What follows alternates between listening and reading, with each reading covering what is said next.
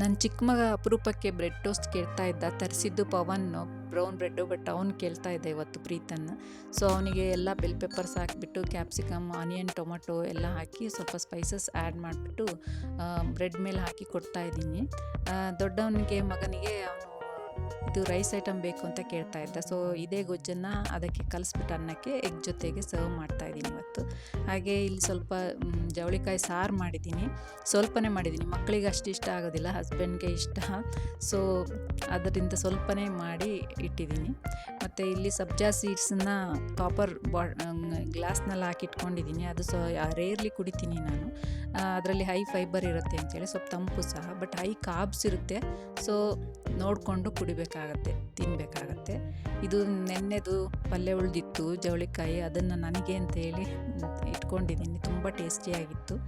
ಹಾಗೆ ಇಲ್ಲಿ ನಾನು ರೈಸ್ ವಾಟರ್ನ ಇಟ್ಟಿದ್ದೀನಿ ಕಲೆಕ್ಟ್ ಮಾಡಿ. ಅದಕ್ಕೆ ಸ್ವಲ್ಪ ಡೈಲ್ಯೂಟ್ ಮಾಡಿಬಿಟ್ಟು ನೀರು ಹಾಕ್ಬಿಟ್ಟು ಗಿಡಗಳಿಗೆ ಹಾಕೋದಕ್ಕೆ ಅಂತೇಳಿ ಇಟ್ಕೊಂಡಿದ್ದೀನಿ, ಅಂದರೆ ಅಕ್ಕಿ ತೊಳೆದ ನೀರು. ಮತ್ತು ಇಲ್ಲಿ ವೆಜಿಟೇಬಲ್ಸ್ಗೆ ಸಾಲ್ಟು, ಬೇಕಿಂಗ್ ಪೌಡರು ಅದೆಲ್ಲ ಹಾಕಿಬಿಟ್ಟು ನೀರಲ್ಲಿ ಹಾಕಿಟ್ಟಿದ್ದೀನಿ. ಹಾಗೆ ಇವತ್ತು ಹಾಗಲಕಾಯಿ ಪಲ್ಯ ಮಾಡ್ತಾಯಿದ್ದೀನಿ, ಮತ್ತು ಸ್ಯಾಲೆಡ್ ಸಹ ಮಾಡ್ತಾಯಿದ್ದೀನಿ.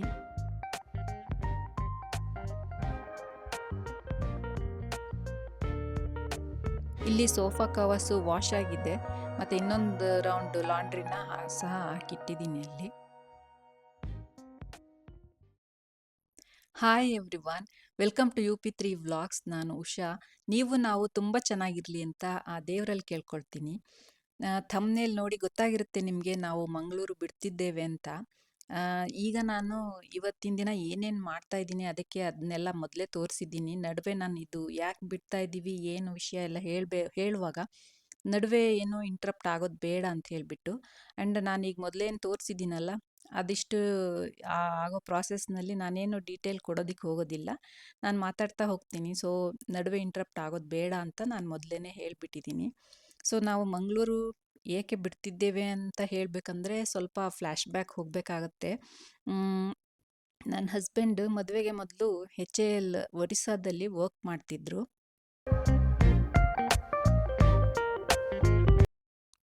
ಮದುವೆ ಫಿಕ್ಸ್ ಆಗೋ ಟೈಮ್ನಲ್ಲಿ HAL ಬಿಟ್ಟು BEML ಮೈಸೂರಿನಲ್ಲಿ ವರ್ಕ್ ಮಾಡ್ತಾಯಿದ್ರು.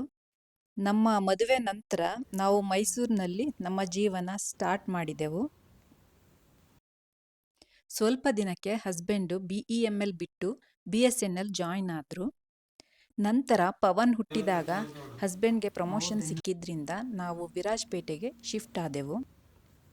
ಪ್ರೀತನ್ಗೆ ಕನ್ಸೀವ್ ಆದಾಗ ನಾನು ಮತ್ತು ಪವನ್ ಅಮ್ಮನ ಮನೆಗೆ ಹೊರಟು ಬಂದೆವು. ಹಸ್ಬೆಂಡ್ ಅಲ್ಲೇ ಕಂಟಿನ್ಯೂ ಮಾಡಿದರು ಡ್ಯೂಟಿನ ವಿರಾಜಪೇಟೆನಲ್ಲಿ. ನಂತರ ಪ್ರೀತನ್ ಡೆಲಿವರಿ ಆದ ನಂತರ ಹಸ್ಬೆಂಡು ದಾವಣಗೆರೆಗೆ ಟ್ರಾನ್ಸ್ಫರ್ ತಗೊಂಡು ಬಂದರು. ದಾವಣಗೆರೆಯಲ್ಲಿ ನಮ್ಮದು ಲಾಂಗ್ ಸ್ಟೇ ಆಯಿತು. ಆಲ್ಮೋಸ್ಟ್ 10 ವರ್ಷ ಇದ್ದೆವು. ನಂತರ ಹಸ್ಬೆಂಡ್ಗೆ ಆನ್ ಪ್ರಮೋಷನ್ ಕೇರಳದ ಕಾಸರಗೋಡಿಗೆ ಟ್ರಾನ್ಸ್ಫರ್ ಆಯಿತು. ಆಗ ಕಾಸರಗೋಡಿಗೆ ಹೋಗಬೇಕು, ನಲ್ಲೇ ಇರಬೇಕು ಅನ್ನೋ ಡಿಲೆಮಾದಲ್ಲೇ ಇದ್ದೆವು. ಮಕ್ಕಳ ಎಜುಕೇಷನ್ಗೆ ಮಂಗಳೂರನ್ನೇ ಸೆಲೆಕ್ಟ್ ಮಾಡ್ಕೊಂಡ್ವಿ. ಆಗ ನಾವು ಮಂಗಳೂರಿನಲ್ಲಿ ಮನೆ ಮಾಡಿ ಹಸ್ಬೆಂಡ್ ಕಾಸರಗೋಡಿಗೆ ಟ್ರಾವೆಲ್ ಮಾಡಿದ್ರಾಯ್ತು ಅಂತ ಅಂದ್ಕೊಂಡ್ವಿ. ದಾವಣಗೆರೆ ಬಿಟ್ಟು ಮಂಗಳೂರಿಗೆ ಬರುವಾಗ ಪವನ್ 7th ಕಂಪ್ಲೀಟ್ ಆಗಿ 8th ಜಾಯಿನ್ ಆಗಬೇಕಿತ್ತು. ಪ್ರೀತನ್ 4th ಕಂಪ್ಲೀಟ್ ಆಗಿ 5th ಜಾಯಿನ್ ಆಗಬೇಕಿತ್ತು. ಇಲ್ಲಿ ಕೇಂಬ್ರಿಡ್ಜ್ ಸ್ಕೂಲ್ಗೆ ಜಾಯಿನ್ ಆಗಲಿಕ್ಕೆ ಎಂಟ್ರೆನ್ಸ್ ಟೆಸ್ಟ್ ಬರಿಬೇಕಿತ್ತು. ಹಾಗೆ ರೆಂಟ್ಗೆ ಮನೆಯೂ ನೋಡಬೇಕಿತ್ತು. ಹಸ್ಬೆಂಡ್ ಅಕ್ಕನ ಮಗ ಸುನಿಲ್ ಮಂಗಳೂರಿನ ಸೇಂಟ್ ಜೋಸೆಫ್ ಎಂಜಿನಿಯರಿಂಗ್ ಕಾಲೇಜ್ನಲ್ಲಿ ಅಸಿಸ್ಟೆಂಟ್ ಪ್ರೊಫೆಸರ್ ಆಗಿ ವರ್ಕ್ ಮಾಡ್ತಿದ್ದ. ಸೊ ನಾವು ಮ್ಯಾಂಗ್ಳೂರಿಗೆ ಹೋಗಿ ಫಸ್ಟ್ ಅವನನ್ನು ಮೀಟ್ ಮಾಡಿದ್ವಿ. ಸೊ ಅವನಲ್ಲೇ ಸೇಂಟ್ ಜೋಸೆಫ್ ಕಾಲೇಜ್ನ ಗೆಸ್ಟ್ ಹೌಸ್ನಲ್ಲೇ ಒಂದು ರೂಮ್ ಅರೇಂಜ್ ಮಾಡಿದ್ದ. ಅವತ್ತು ನೈಟ್ ಅಲ್ಲೇ ಸ್ಟೇ ಮಾಡಿದ್ವಿ. ನೆಕ್ಸ್ಟ್ ಡೇ ಕೇಂಬ್ರಿಡ್ಜಲ್ಲಿ ಮಕ್ಕಳದ್ದು ಎಂಟ್ರೆನ್ಸ್ ಟೆಸ್ಟ್ ಆಗಿಬಿಟ್ಟು ಅಡ್ಮಿಷನ್ ಸಹ ಕನ್ಫರ್ಮ್ ಆಯಿತು. ಅದರ ನೆಕ್ಸ್ಟ್ ನಾವು ಮನೆ ನೋಡೋದಕ್ಕೆ ಹೋದ್ವಿ. ಮಂಗಳೂರಿನ ಇವರ ಆಫೀಸ್ನವರೇ ಮನೆ ತೋರಿಸಿದ್ರು. ಅದು ಹೊಸ ಅಪಾರ್ಟ್ಮೆಂಟು ಕುಲಶೇಖರ್ನಲ್ಲಿ. ಆಗ ತಾನೇ ಕಂಪ್ಲೀಟ್ ಆಗಿ ಆಕ್ಯುಪೈ ಆಗ್ತಾ ಇದ್ರು. ತುಂಬ ಚಂದದ 2 BHK ಅಪಾರ್ಟ್ಮೆಂಟು. ಮೇಲಾಗಿ ನಮ್ಮ ಮಕ್ಕಳ ಸ್ಕೂಲ್ಗೆ ಈ ಅಪಾರ್ಟ್ಮೆಂಟ್ ತುಂಬ ಹತ್ತಿರದಲ್ಲಿತ್ತು. ಸೊ ಟೋಕನ್ ಅಡ್ವಾನ್ಸ್ ಕೊಟ್ಟು ಸೇಮ್ ಡೇ ಕನ್ಫರ್ಮ್ ಮಾಡಿದೆವು. ನೆಕ್ಸ್ಟ್ ದಾವಣಗೆರೆಗೆ ಬಂದು ಎಲ್ಲ ಪ್ಯಾಕ್ ಮಾಡಿ May 1ಗೆ ಮಂಗಳೂರಿಗೆ ಶಿಫ್ಟ್ ಮಾಡಿದೆವು. ಇಲ್ಲಿಂದ ನಮ್ಮ ಮಂಗಳೂರು ಜರ್ನಿ ಸ್ಟಾರ್ಟ್ ಆಯಿತು.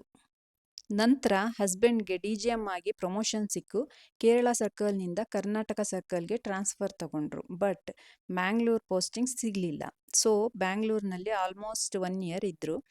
ಆಗ ಬ್ಯಾಂಗ್ಳೂರ್ಗೆ ಶಿಫ್ಟ್ ಮಾಡೋಣವಾ ಅಂದಾಗ ಮಕ್ಕಳು ಬೇಡ, ಎಜುಕೇಷನ್ ಇಲ್ಲೇ ಮುಗಿಲಿ ಅಂತ ಹೇಳಿದ್ರು. ಸೊ ನಾವು ಸ್ಟೇಟ್ ಬ್ಯಾಕ್ ಹಿಯರ್ ಮಂಗಳೂರಿನಲ್ಲಿ, ನಾನು ಮತ್ತು ಮಕ್ಕಳು.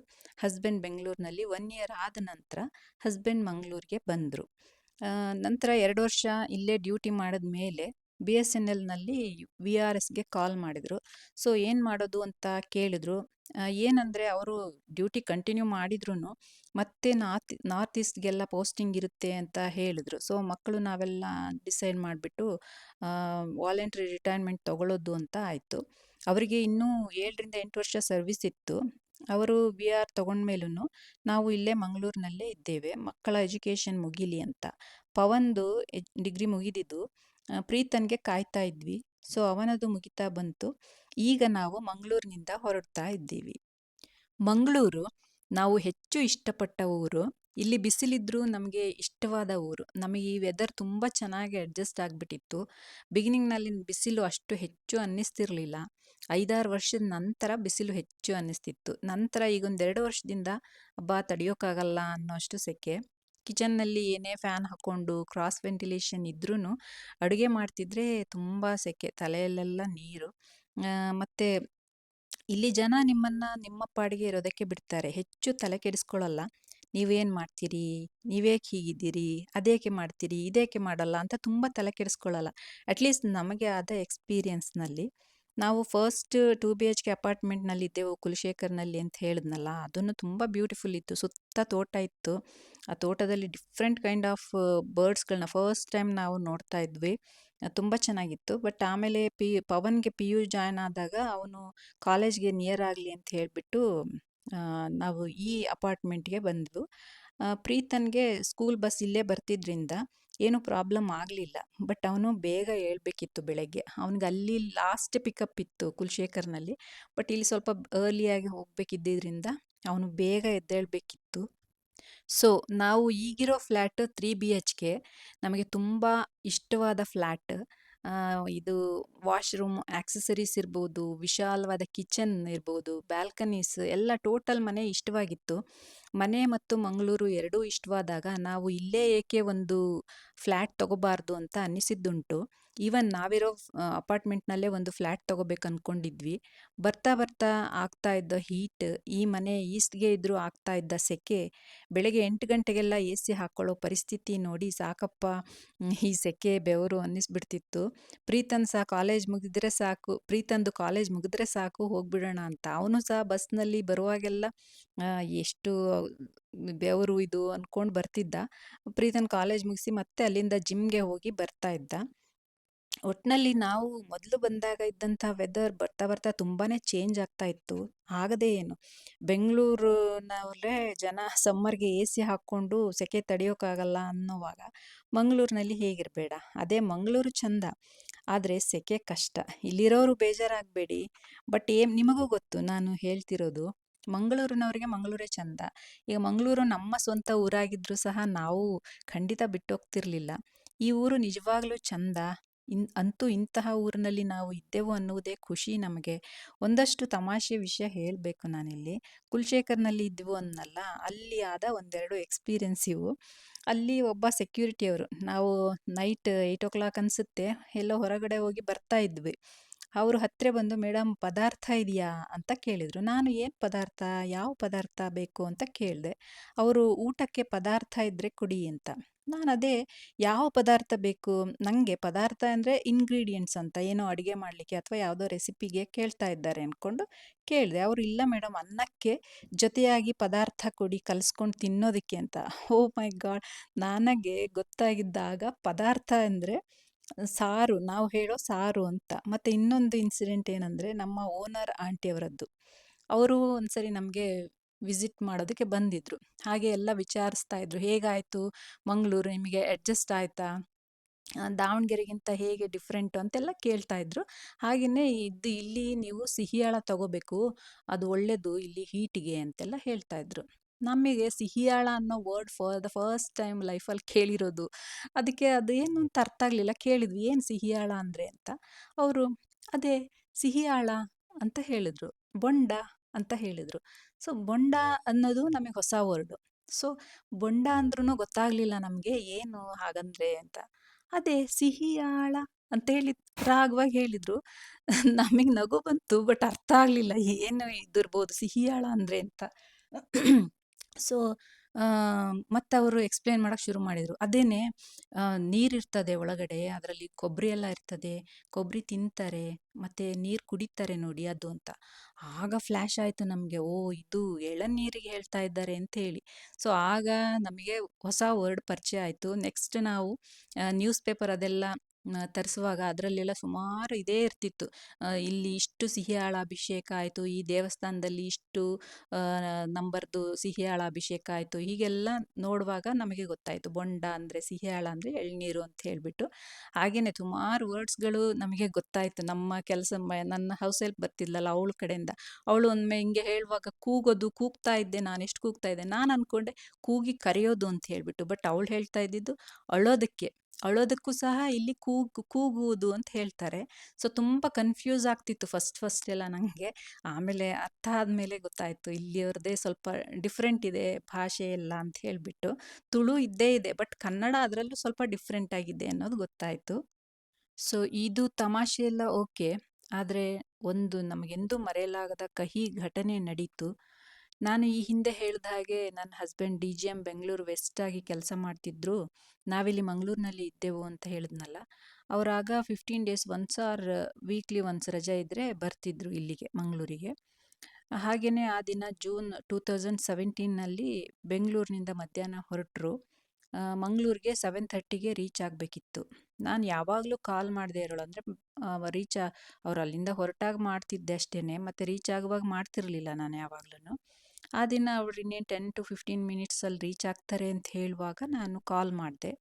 ಅವರು ಅದೇ ಹೇಳಿದರು, 10-15 ಮಿನಿಟ್ಸಲ್ಲಿ ಕಾಲ್ ಮಾಡ್ತೀನಿ ಅಂತ ಸಾರಿ 10-15 ಮಿನಿಟ್ಸಲ್ಲಿ ರೀಚ್ ಆಗ್ತೀನಿ ಅಂತ ಹೇಳಿದರು.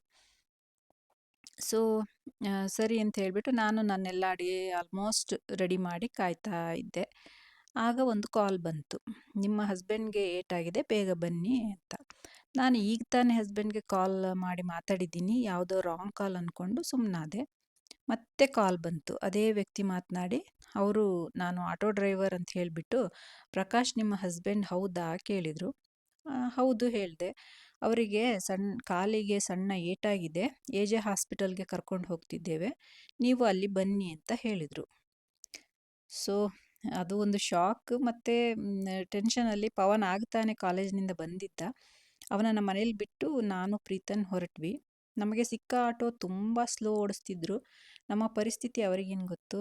ನಾನು ಸ್ವಲ್ಪ ಫಾಸ್ಟ್ ಹೋಗಿ ಹೇಳ್ತಿದ್ದೆ. ಯಾವಾಗಲೂ ಸ್ಲೋ ಹೇಳೋಳು, ಈಗ ಫಾಸ್ಟ್ ಅಂತಿದ್ದೆ. ಮನಸ್ಸಿನಲ್ಲಿ ಏನೇನೋ ಯೋಚನೆಗಳು. ಹಾಸ್ಪಿಟಲ್‌ಗೆ ಹೋಗುವಷ್ಟು ಕಾಲಿಗೆ ದೊಡ್ಡ ಏಟಾಯ್ತಾ ಅಂತೆಲ್ಲ. ಅಷ್ಟರಲ್ಲಿ ಡಾಕ್ಟ್ರದ್ದು ಸಹ ಕಾಲ್ ಬಂತು, ಬೇಗ ಬನ್ನಿ ಅಂತ. ಆಟೋದವರು ಸ್ಲೋ. ಇವರು ನಮಗೆ ಸಿಗಬೇಕಿತ್ತಾ ಅಂತ.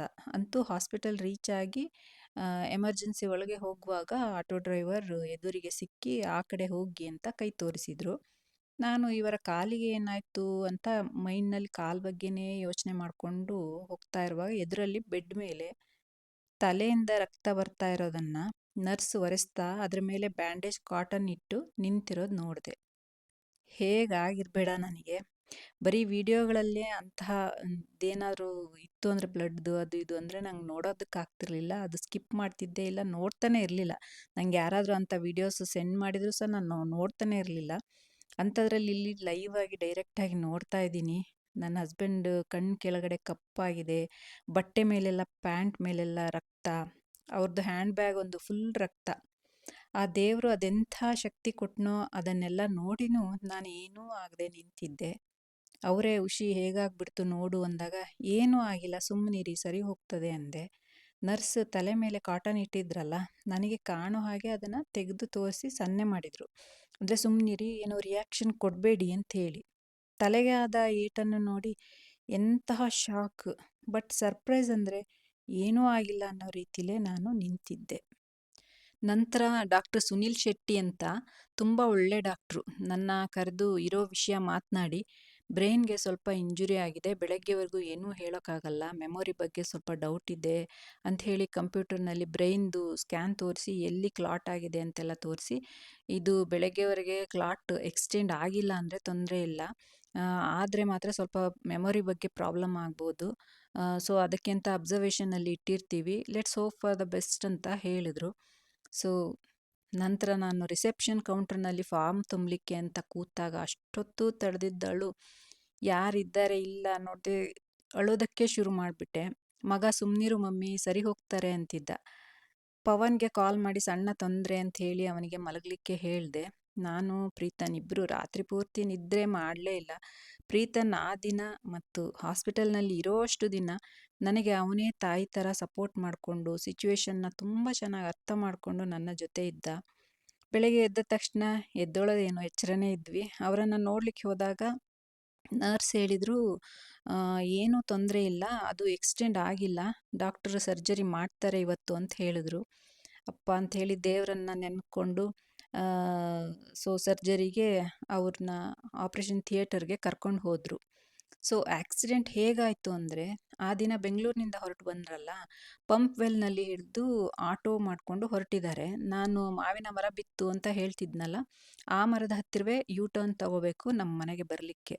ಆಟೋದವರಿಗೆ ಹಸ್ಬೆಂಡ್ ಹೇಳಿದ್ದಾರೆ, ಮುಂದೆ ಯೂ ಟರ್ನ್ ತಗೋಬೇಕು, ನಿಧಾನ ಹೋಗಿ ಅಂತ. ಅವರು ಯೂ ಟರ್ನ್ ತಗೊಂಡಿದ್ದಕ್ಕೂ ಆಪೋಸಿಟ್ ರೋಡ್ನಿಂದ ಅಂದರೆ ಏರ್ಪೋರ್ಟ್ ರೋಡ್ನಿಂದ ತುಂಬ ಸ್ಪೀಡ್ನಲ್ಲಿ ಬರ್ತಿದ್ದ ಬೈಕ್ನವನು ಆಟೋಗೆ ಡಿಕ್ಕಿಯಾಗಿ ಆಟೋ ಪಲ್ಟಿಯಾಗಿ ಹಸ್ಬೆಂಡ್ ಹೊರಗೆ ಬಿದ್ದು ಅನ್ಕಾನ್ಷಿಯಸ್ ಆಗಿದ್ದಾರೆ.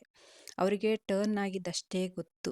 ರಾತ್ರಿ ಆಗ 7:45. ನಾವಿಲ್ಲಿ ಮನೆಯಲ್ಲೇ ಹತ್ತಿರದಲ್ಲೇ ಇದ್ರೂ ನಮಗದು ಗೊತ್ತಾಗಲಿಲ್ಲ. ಆಟೋ ಡ್ರೈವರ್ಗೆ ಏನೂ ಆಗಿರಲಿಲ್ಲ ಸದ್ಯ. ಅವರು ಇನ್ನೊಂದು ಆಟೋದಲ್ಲಿ ಒಬ್ಬರ ಸಹಾಯದಿಂದ ಹಾಸ್ಪಿಟಲ್ಗೆ ಕರೆದುಕೊಂಡು ಹೋಗಿದ್ದಾರೆ. ಹಸ್ಬೆಂಡ್ಗೆ ಹಾಸ್ಪಿಟಲ್ನಲ್ಲಿ ಪ್ರಜ್ಞೆ ಬಂದಿದೆ. ಆ ಬೈಕ್ ಹುಡುಗನಿಗೂ ಹೆಡ್ ಇಂಜುರಿ ಆಗಿ ಅವನನ್ನು ಅದೇ ಹಾಸ್ಪಿಟಲ್ನಲ್ಲಿ ಸೇರಿಸಿದ್ರು. ಈ ಓಟಿಗೆ ಕರೆದುಕೊಂಡು ಹೋಗಿದ್ರಲ್ಲ, ಹೊರಗೆ ನಾನು ಪ್ರೀತನ್ ವೆಯ್ಟ್ ಮಾಡ್ತಾ ಇದ್ದೆವು. ಅಷ್ಟರಲ್ಲಿ ಒಬ್ಬರು ಬಂದು, ನೀವು ನನ್ನೊಟ್ಟಿಗೆ ಪೊಲೀಸ್ ಸ್ಟೇಷನ್ಗೆ ಬರಬೇಕು ಅಂತ ಹೇಳಿದರು. ನಾನು ಏಕೆ, ಹಸ್ಬೆಂಡ್ ಹೀಗೆ ಸರ್ಜರಿ ನಡೀತಿದೆ, ನಾನು ಇರಲೇಬೇಕು ಅಂತ ಹೇಳಿದೆ. ಇಲ್ಲ ಲಾಯರ್ ಹೇಳಿದ್ದಾರೆ ಅಂದಾಗ ನನಗೆ ಗೊತ್ತಾಯಿತು. ಬೆಳಗ್ಗೆ ನಮ್ಮ ಕಡೆ ಲಾಯರ್ ಒಬ್ಬರು ಬಂದಿದ್ದರು. ಆಗ ತುಂಬ ಕನ್ವಿನ್ಸ್ ಮಾಡಿದ ಮೇಲೆ ಮತ್ತೆ ನಮ್ಮ ಆಟೋದವರಿಗೂ ಇನ್ಶೂರೆನ್ಸ್ದೆಲ್ಲ ಬೇಕಾಗುತ್ತೆ ಅಂತ ಹೇಳಿದಾಗ ನಾವು ಒಪ್ಕೊಂಡದ್ದು. ಸೊ ಈಗ ನಾನು ಪೊಲೀಸ್ ಸ್ಟೇಷನ್ಗೆ ಹೋಗಿ ಅವ್ರು ಕೇಳೋ ಕೆಲವು ಕ್ವೆಶನ್ಸ್ಗೆ ಆನ್ಸರ್ ಮಾಡಿ ಬರಬೇಕಿತ್ತು. ಅನಿವಾರ್ಯತೆ ಹೋಗಲೇಬೇಕಿತ್ತು. ಪ್ರೀತನ್ಗೆ ಹೇಳಿ ಹೊರಟೆ.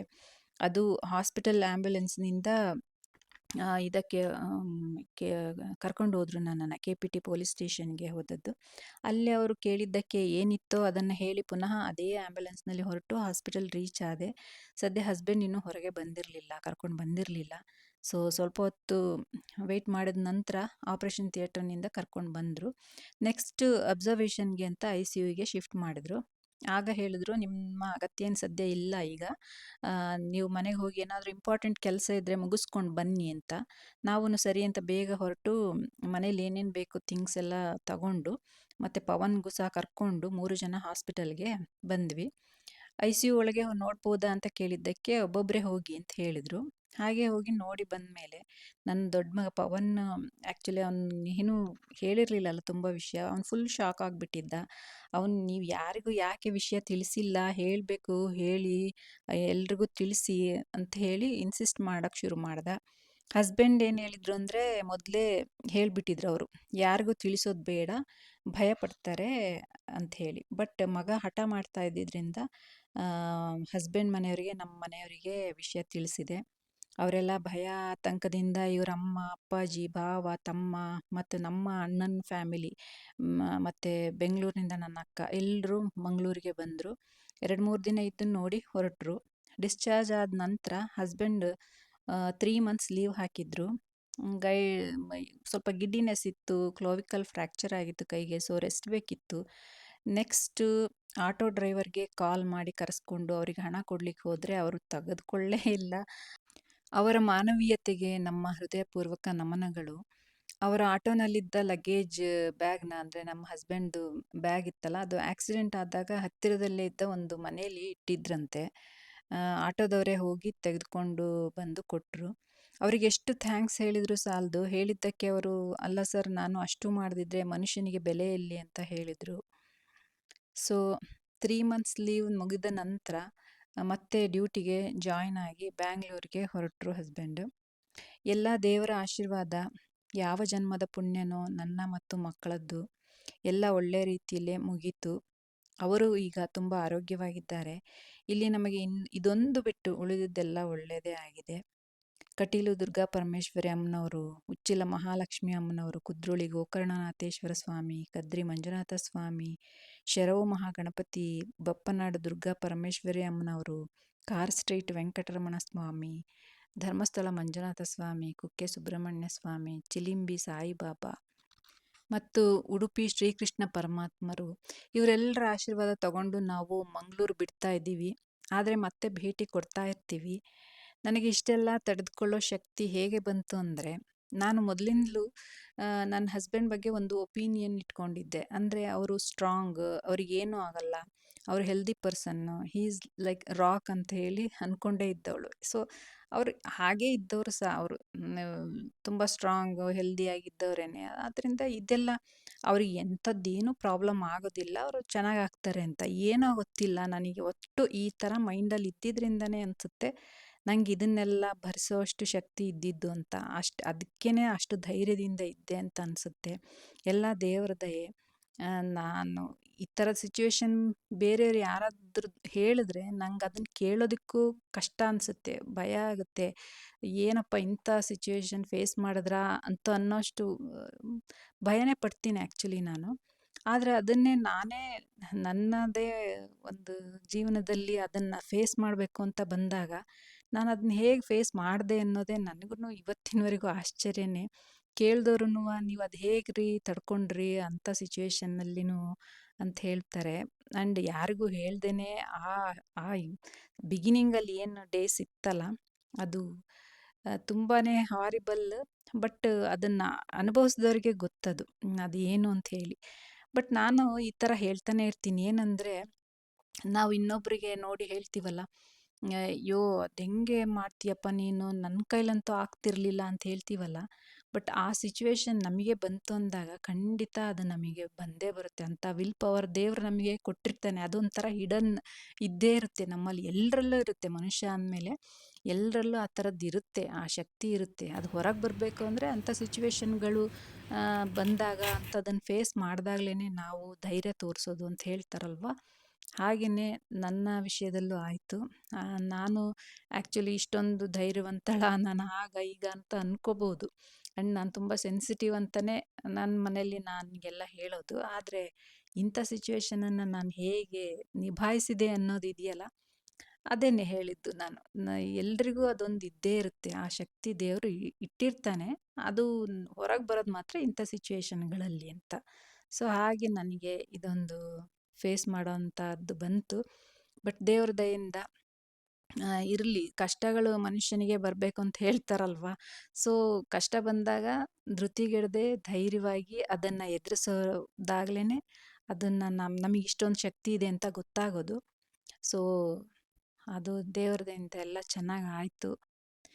ಈ ವಿಷಯನೆಲ್ಲ ಹೇಳುವಾಗ, ವಾಯ್ಸ್ ಓವರ್ ಮಾಡುವಾಗ ಆ ಘಟನೆಗಳೆಲ್ಲ ನೆನಪಿಗೆ ಬಂದು ತುಂಬಾ ಇಮೋಷ್ನಲ್ ಆಗಿಬಿಟ್ಟೆ ನಾನು. ವಾಯ್ಸ್ ಓವರ್ ಮಾಡುವಾಗ ಅತ್ತೂ ಬಿಟ್ಟೆ. ಅದು ತಡ್ಕೊಳಕ್ಕಾಗಲಿಲ್ಲ. ಅದೆಲ್ಲ ವಿಷಯಗಳು ನೆನಪಿಗೆ ಬಂದಾಗ ಆ ಸಿಚುವೇಶನ್ಸು, ಅದು ಫೇಸ್ ಮಾಡಿದ್ದು ಅದೆಲ್ಲ ಖಂಡಿತ ಯಾರಿಗೂ ಬರೋದು ಬೇಡ. ಬಟ್ ಅದು ಬಂದಾಗಲೇ ಹೇಳಿದ್ನಲ್ಲ, ಧೈರ್ಯ ಬರೋದು ಅಂಥ ಸಿಚುವೇಶನ್ಗಳಲ್ಲೇ ನಮಗೆ. ಸೊ ಈಗ ಇನ್ನು ಮುಂದೆ ನಾವು ಏನು ಮಂಗಳೂರಿನಿಂದ ಹೊರಡೋದಕ್ಕೆಲ್ಲ ತಯಾರಿ ಮಾಡ್ಕೊಳ್ತೀವಲ್ಲ, ಆ ವಿಡಿಯೋಸ್ ಬರುತ್ತೆ. ಅಂದರೆ ಕ್ಲೀನಿಂಗ್ ವಿಡಿಯೋಸು ಮತ್ತು ಪ್ಯಾಕಿಂಗ್ ವಿಡಿಯೋಸು ಅದಿರುತ್ತೆ. ಮತ್ತು ದೇವಸ್ಥಾನಗಳಿಗೆ ವಿಸಿಟ್ ಕೊಟ್ಟದ್ದು ಅದೆಲ್ಲ ಬರುತ್ತೆ. ಮುಂದಿನ ವಿಡಿಯೋಗಳಲ್ಲಿ ಅದನ್ನು ನೀವು ನೋಡಬಹುದು. ಮತ್ತು ಆಗಲೇ ಪ್ರೀತನ್, ನನ್ನ ಚಿಕ್ಕ ಮಗ ಟೋಸ್ಟ್ ಮಾಡುವಾಗ ಬಂದು ಮಾತಾಡ್ಸ್ಕೊಂಡು ಹೋಗ್ತಿದ್ನಲ್ಲ, ಅವನಿಗೆ ನಾನು ಅಲ್ಲಿ ಕ್ಯಾಮ್ರಾ ಇಟ್ಟಿರೋದೇ ಗೊತ್ತಾಗಲಿಲ್ವಂತೆ. ಅಂದರೆ ನಾನು ಯಾವಾಗ್ಲೂ ಎದುರಲ್ಲಿ ಕಾಣೋ ಹಾಗೆ ಇಟ್ಕೊಂಡೇ ಮಾಡಿರೋದು. ಈ ಸರಿ ಸ್ವಲ್ಪ ವೈಡ್ ಆ್ಯಂಗಲಲ್ಲಿ ದೂರದಲ್ಲಿ ಇಟ್ಟಿದ್ದೆ. ಅದು ಬಂದ ತಕ್ಷಣ ನೋಡಿದವರಿಗೆ ಕಾಣ್ತಾ ಇರಲಿಲ್ಲ. ಹಾಗಾಗಿ ಅವನು ಆರಾಮ್ಸೆ ಏನು ಇಲ್ಲ ಅನ್ನೋ ಥರನೇ ಆರಾಮ್ ಫೀಲ್ ಫ್ರೀ ಅನ್ನೋ ಥರ ಮಾಡ್ಕೊಂಡಿದ್ದ. ಮತ್ತು ಅಲ್ಲಿ ಬಂದು ಆ ಕಡೆ ಈ ಕಡೆ ಓಡಾಡ್ತಿದ್ನಲ್ಲ, ಏನೆಲ್ಲ ಆ್ಯಕ್ಷನ್ಗಳನ್ನ ಮಾಡಿದ್ದ. ಸೊ ಆಮೇಲೆ ಎಲ್ಲ ಮುಗಿದಾದ್ಮೇಲೆ ತೋರಿಸಿದೆ ಅವನಿಗೆ ನೋಡಿಲಿ ಅಂತ ಹೇಳಿ. ಅವನು ಮಮ್ಮಿ ಫಸ್ಟ್ ಅದನ್ನ ಎಡಿಟ್ ಮಾಡೋದನ್ನ ಫಸ್ಟ್ ತೆಗಿ ಅಂತ ಹೇಳ್ತಾ ಇದ್ದ. ಸೊ ಅದೆಲ್ಲ ತೆಗೆದು ಅಷ್ಟು ಇಟ್ಟಿರೋದು ನಾನು. ಅದು ಅವನಿಗೆ ಗೊತ್ತೇ ಆಗಿಲ್ಲ ಆ್ಯಕ್ಚುಲಿ. ಓಕೆ, ವಿಡಿಯೋನ ಇಲ್ಲಿವರೆಗೆ ನೋಡಿದರೆ ತುಂಬ ಥ್ಯಾಂಕ್ಸ್. ಹೊಸದಾಗಿ ನೋಡೋರು ಸಬ್ಸ್ಕ್ರೈಬ್ ಮಾಡಿಕೊಂಡು ನೋಡಿ. ಲೈಕ್, ಶೇರ್, ಕಮೆಂಟ್ ಮತ್ತು ಬೆಲ್ ಐಕನನ್ನು ಪ್ರೆಸ್ ಮಾಡೋದು ಮರಿಬೇಡಿ. ಹಾಗೆ ಸಬ್ಸ್ಕ್ರೈಬ್ ಮಾಡ್ಕೊಳ್ಳಿ. ಬೆಲ್ ಐಕನ್ ಪ್ರೆಸ್ ಮಾಡಿದ್ರೆ ನಾನು ವಿಡಿಯೋ ಅಪ್ಲೋಡ್ ಮಾಡಿದಾಗ ನೋಟಿಫಿಕೇಷನ್ ಸಿಗುತ್ತೆ, ಆಗ ನೋಡಬಹುದು. ಮತ್ತು ಮುಂದೆ ನಾನು ಫುಡ್ ಪ್ಲೇಟು ಸಹ ಇರುತ್ತೆ. Thank you for watching.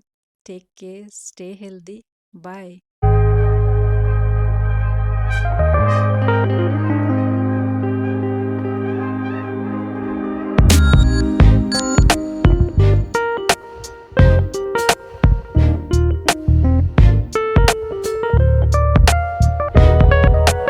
Digital India ಕಾರ್ಯಕ್ರಮದಡಿ ಭಾರತ್ ನೆಟ್ ಅಂತ ಭಾರತ್ ಸಂಚಾರ್ ನಿಗಮ ಲಿಮಿಟೆಡ್ನಿಂದ ಸುಮಾರು 393 ಗ್ರಾಮ ಪಂಚಾಯತಿಗಳಿಗೆ ನಾವು FTTH ಕನೆಕ್ಷನ್ ಕೊಟ್ಟಿರ್ತೇವೆ, ಮಂಗಳೂರು ಮತ್ತು ಉಡುಪಿ ಜಿಲ್ಲೆಗಳು ಸೇರಿ. ಉಡುಪಿ ಜಿಲ್ಲೆಯಲ್ಲಿ ಸುಮಾರು 161 ಗ್ರಾಮ ಪಂಚಾಯತಿಗಳಿಗೆ ನಾವು FTTH ಕನೆಕ್ಷನ್ ಕೊಟ್ಟಿದ್ದೇವೆ. ಇವತ್ತು ಆಪ್ಟಿಕಲ್ ಫೈಬರ್ ಮುಖಾಂತರ ಹೈ ಸ್ಪೀಡ್ ಇಂಟರ್ನೆಟ್ ಸಿಗ್ತಾ ಇರೋದ್ರಿಂದ ಸ್ಟೇಟ್ ಗೌರ್ಮೆಂಟ್ನವರು ಸಹ ತಮ್ಮ ಹಲವಾರು ಇ ಗವರ್ನೆನ್ಸ್ ಕಾರ್ಯಕ್ರಮಗಳನ್ನ ಈ ನಮ್ಮ FTTH ಕನೆಕ್ಷನ್ ಯೂಸ್ ಮಾಡಿಕೊಂಡು BBNLನಿಂದ ಹಲವಾರು ಇ ಗವರ್ನೆನ್ಸ್ ಕಾರ್ಯಕ್ರಮಗಳನ್ನ ಅವರು ಸಾರ್ವಜನಿಕರಿಗೆ ಕೊಡ್ತಾ ಇದ್ದಾರೆ. ಸಾರ್ವಜನಿಕರು ಇವತ್ತು ತಮ್ಮ ಎಲ್ಲ ಕೆಲಸ ಕಾರ್ಯಗಳಿಗೆ ಇವತ್ತು ಸಿಟಿಗಳಿಗೆ ಬರಬೇಕಾಗಿತ್ತು. ಇವತ್ತು ಗ್ರಾಮ ಪಂಚಾಯತಿನಲ್ಲಿ ಆ ಸೌಲಭ್ಯ ಸಿಗ್ತಾ ಇರೋದ್ರಿಂದ ಅವರು ತಮ್ಮ ಎಲ್ಲ ಕೆಲಸಗಳನ್ನು ಗ್ರಾಮ ಪಂಚಾಯತಿನಲ್ಲಿ ನಮ್ಮ ಈ ಒಂದು ಡಿಜಿಟಲ್ ಇಂಡಿಯಾ ಕಾರ್ಯಕ್ರಮವನ್ನು ಯುಟಿಲೈಸ್ ಮಾಡಿಕೊಂಡು ತುಂಬ ಫಲವನ್ನು ಅನುಭವಿಸ್ತಾ ಇದ್ದಾರೆ. ಇದಕ್ಕೆ ನಾವು ಕೇಂದ್ರ ಸರ್ಕಾರಕ್ಕೆ ಧನ್ಯವಾದ ಹೇಳಬೇಕಾಗ್ತದೆ.